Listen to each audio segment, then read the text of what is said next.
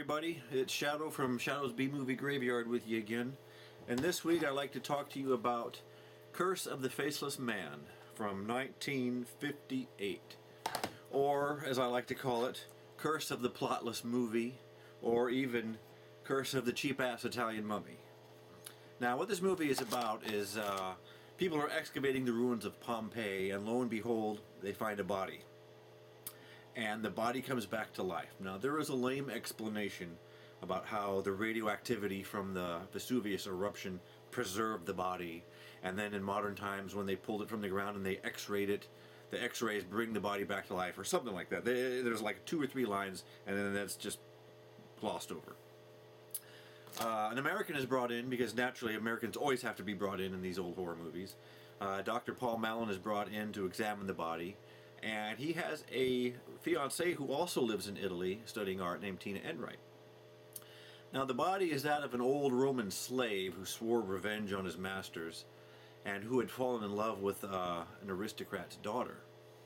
Now he believes that Tina Enright, Paul's fiancée, is his lost love now reincarnated. So he's doing everything he can to be reunited with her. So every now and then he gets up and he walks around trying to get to her.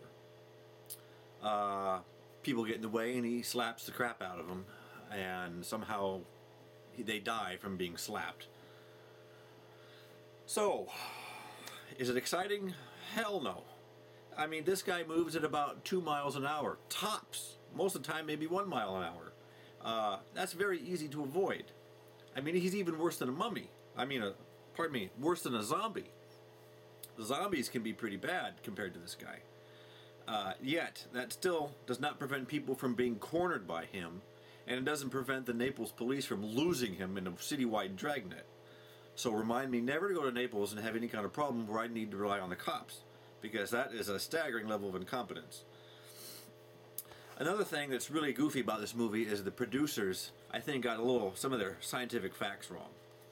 Now, when Vesuvius erupted, the people were buried in, there was a pyroclastic explosion there, and people were buried in a bunch of ash and pumice and different things, and it mixed with the rain, and it made almost a cement-like consistency, and they were buried in this. Now, over time, their bodies rotted away, but their bodies left that bubble inside where they once, existed. So in modern times, archaeologists inject plaster into those bubbles, and when that plaster hardens and they pull it from the earth, it retains the shape, of whatever the body was when the person died. So the plaster is a modern addition. As far as I know, that is a modern addition. Yet these guys seem to think that every body pulled from the earth naturally has plaster all around it. So the Faceless Man is pretty much covered head to toe in plaster, and he stumbles around at about 1 mile an hour, looking like a goofy, cheap, third-rate mummy.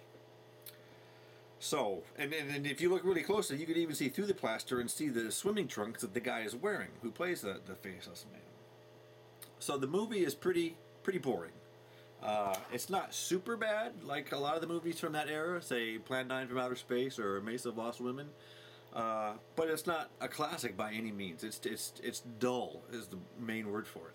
The Faceless Man gets up and he walks around 2 or 3 times before keeling back over and going stiff. And in between those brief moments of action, everybody just kind of gets around and discusses things and talk things over endlessly. The movie's all of about 66, 67 minutes long, but it will seem about 3 times longer than that. And there's also a narrator who keeps butting into the movie, narrating things, and explaining to the audience things that are happening right there on screen. It's like having built-in closed captioning for the blind. I don't know why the producers felt the need to have this guy explain what's clearly happening on screen, unless they thought that their audience was a bunch of idiots that needed things explained to them. So, for all lovers of bad movies, all lovers of old 1950s horror movies such as myself, you gotta check out Curse of the Faceless Man.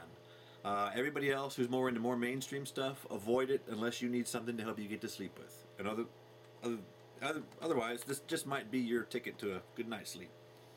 So with that, I will say goodbye, and I'll see you guys soon at the graveyard.